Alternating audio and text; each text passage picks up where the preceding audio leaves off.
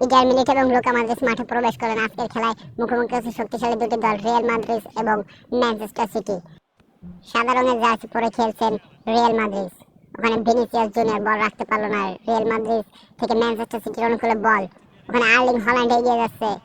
Erling Haaland কিন্তু opponent বক্সের ভিতরে ঢুকে পড়েছে ম্যানচেস্টার সিটির পক্ষে। ওখানে ব্লক করলো রুডিগার। যাও, কর্নার কিক পেয়ে গেছে ম্যানচেস্টার সিটি। মানে হেডের চেষ্টা কিন্তু গোলকিপার অসাধারণ ব্লক করলেন। Rodrigo shoot.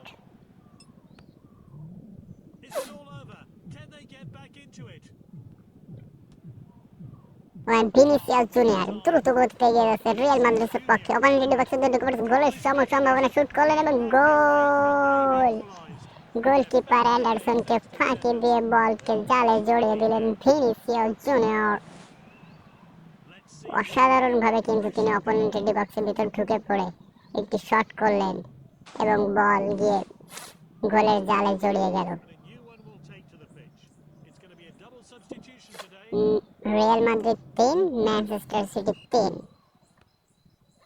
রিয়াল মাদ্রিদের অনুকূলে বল। পল ফরডেন থেকে আকানজি থেকে আবার বল রিয়াল মাদ্রিদের অনুকূলে বল। রিয়াল মাদ্রিদ বল রাখতে পারলো না। স্টোনস থেকে রবিন ডিয়াস, ম্যানচেস্টার সিটির অনুকূলে বল। ডান পাশ ধরে আক্রমণে যাওয়ার চেষ্টা।